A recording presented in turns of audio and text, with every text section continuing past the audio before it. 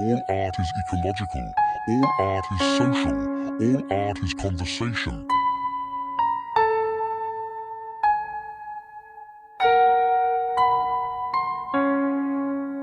All art is conversation.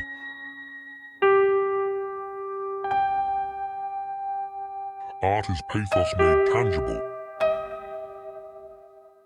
Art is useless in a utilitarian sense.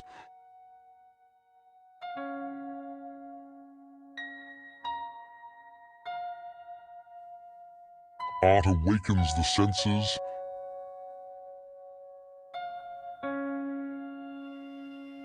Art transcends the limitations of language.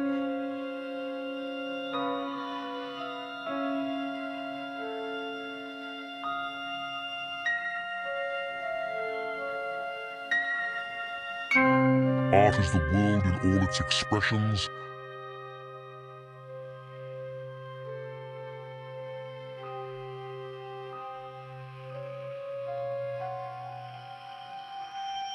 All art is ecological.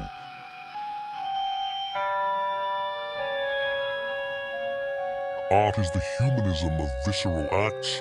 Art is pathos made tangible. All art is ecological. All art is social. All art is conversation.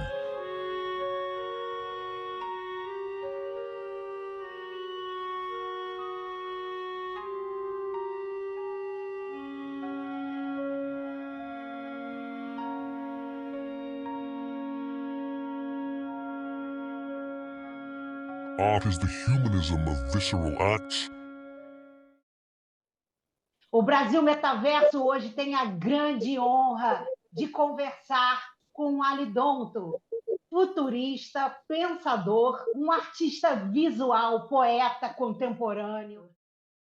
How you start to use the technology in your art? I would say I started to use technology when VR came back again, because a lot of my work before I was resistant to using technology. So a lot of my original work, like these kind of paintings, were all oil-based works, right? So I was drawing and painting, but when I saw that virtual reality came back, and the way that I drew my cyborgs was in one line, was on one continuous line. So when I saw VR, I was like, I wonder if I can use virtual reality to draw one of my figures in one line and use it to make sculptures. So I was combining digital technology with traditional drawing, but also 3D printing practices as well. So new ways of how to produce artwork that had never been done before. So I was pushing the kind of boundaries, and also this changed my work in a way that it became kind of performative. I was doing a lot of performances. So the performance was called Birth of the Cyborg. So I done one of these performances at Central St Martin's in London, which is like a very famous university here. So I done a panel discussion about my work in the transition to VR. So I kind of got really immersed in using virtual reality, and for that continuous line, but also starting to create landscapes with kind of massive deities and figures and universes. And then during that time, I was thinking that I was using performance quite a bit in my work as well. And this is where I started to think about the opera project, which I'll come to in a wee while when we speak. But so I started on my journey with VR quite a lot. Then I started to teach myself Blender, which is open source software, which I started happening when COVID happened. Because I was like, well, I've got plenty of time. I couldn't go anywhere. I was in the high risk. I wasn't allowed to go anywhere. So I was like, I'm going to teach myself 3D. So I started learning Blender, which was a really interesting journey. And that is now kind of evolved into me using a software called Plasticity.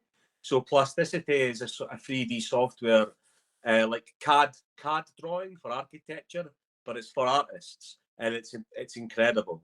So I've really started delving using this transition in my work. So during that time, generative AI started to appear, Now, I know generative AI is quite controversial for some artists and some people. So, but I kind of like the controversy around it in a way, you know, because I always find it interesting that everybody suddenly now cares about artists' copyright. Nobody gave a shit about artists before, you know, about their work and stuff like this, but now they care because of AI. And I kind of like how AI's brought that to the bubble, because that makes people start to care about people's artwork. So, you know, you kind of need an antithesis. You need something, dare I say, bad to happen in order for some good things to evolve from it. So, you know, that kind of legality thing around AI I find particularly interesting for me. So there's a company that I'm in talks with at the moment called Surreal AI, who are based in San Francisco. And they're basically wanting to support artists, right? So if you upload all your data, and you can have a way to opt in and opt out. So if you opt out, any company using your data will be told they have to stop because it's against the law, which I think is excellent. But enough of the legal stuff, and let's go to the creative stuff. So for me, with AI, I find it quite exciting in the context of new technologies and the fact that you can start to build a film just by typing things, right? And I find it's interesting that a shift from being kind of analog mark making to suddenly now using language as your base model. So I kind of like, again, for me, it's another tool. It's another amalgamation into my practice. And I think, you know, contextually and conceptually around the basis of my work, it fits rather well in the context of futurist art, you know, cyborg, post-human. So for me, I kind of see this kind of symbiotic relationship with me and the machine with using AI. But I will not sacrifice my practice just to use AI. You know, I still have to do things analog. I still love to draw. And I think as well that's a good input because, you know, AI after a while, if it just soon after, it's just going to keep regurgitating and then it'll have digital slime, right? So in another way, for me, the way I say AI is even more the more proliferation and more construction and producing of artworks to feed into AI systems. And you need humans to do that, you know? So, and that for me is quite interesting. And again, that's another idea of creative labor force, which could be empowering for artists, you know, because the arts is always difficult to have a job in, even though it is a job.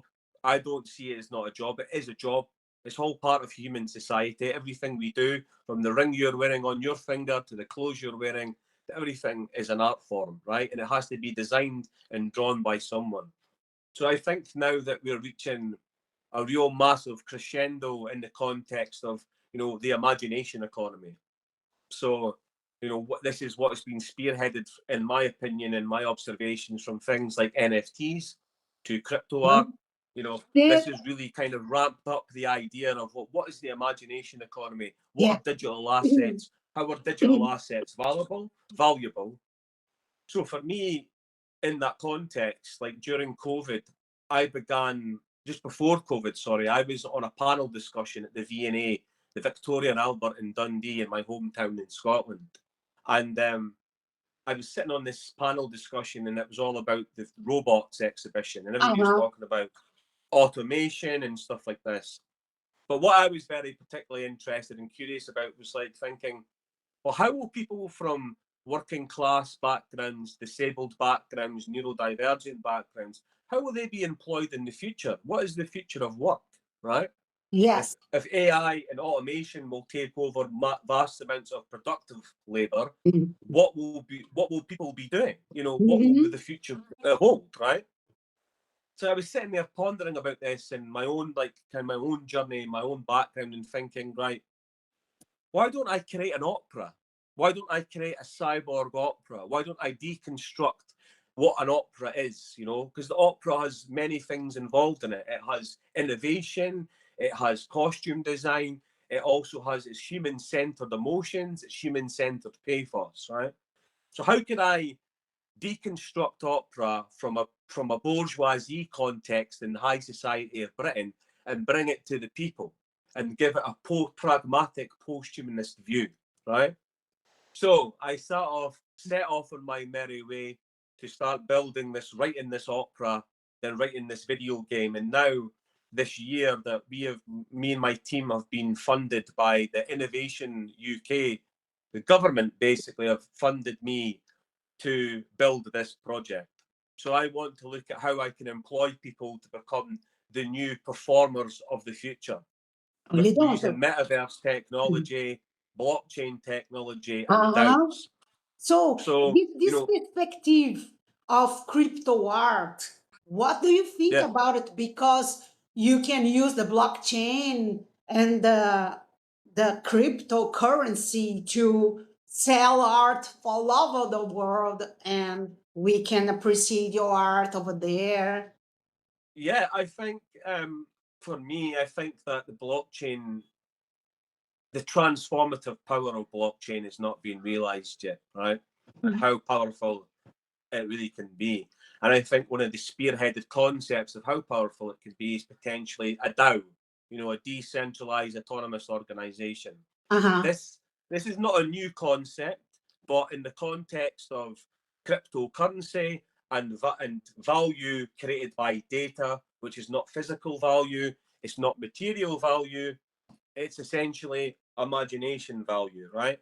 So for me, I think that the contextual idea of bringing creativity into that space is inevitable. You know, it was inevitable. That's what happened. So for me, to able to utilize the imagination economy to create vast amounts of value for people and also give people a purpose by using creative arts as a driver for an economy. This is what I'm looking at for me. Right? Do you sell NFTs? Do you sell some NFTs or just your art and you can buy with? I have, but I think I have, but for me, this project, what I'm building, is more than that. You know, it's actually how do I help people? How do I help people be part of a community, give them agency, and actually create jobs? But using cryptocurrency and the power of that, you can pay and blockchain with to a utilize certificate,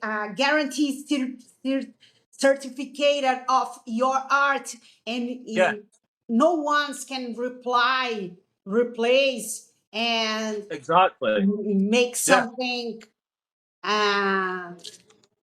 They can't copy it. You know, and I think they can't copy your art and nothing similar. Yeah, I think that's it's kind of provenance, isn't it? Do you know what I mean? That this is your art. You know what I mean? It's like the one thing I'm interested in with that is you've heard of Bitcoin ordinals. Have you heard of them? Bitcoin ordinals. I'm really fascinated by Bitcoin ordinals. NFTs are interesting, but Bitcoin ordinals is where my head is, because that's a proper blockchain, you know. So I'm interested in. I've been accepted as one of the partner artists for Gamma IO. So I'll be releasing a collection to help raise money for my opera from this. So what I've got on Bitcoin is massive, you know. So I'm really fascinated with that. But also with AI, as you've asked me, this year in May, there was an NFC Portugal conference for crypto and AI art. Well, my film won an award for one of my AI films won an award at this conference, which was actually shown in Sao Paulo as well this year.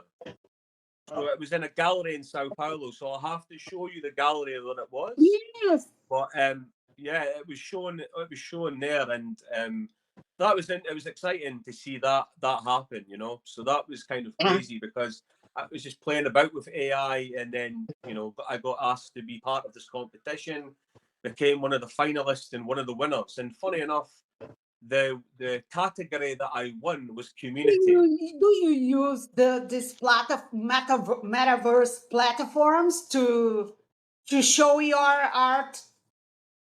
I have, but at the moment, this is what we are building. Going back to my own project, is like because I'm thinking about, well, people will be employed in the metaverse. People will have jobs in the metaverse. Yes, that will happen. You know. Yes. So I'm trying to pioneer that aspect with the opera project. You know. Yes. So I'm interested in that kind of, the metaverse fascinates me. At the moment, it's still a bit clunky, but it still gets me excited about what you can potentially do there. You know. Hallidonto, it's a pleasure to talk to you. Thank you very much. Perfect. Bye. No, Have a thank nice you. day. Have a wonderful day. You too. Bye bye. Take care. See you. See Bye-bye. you.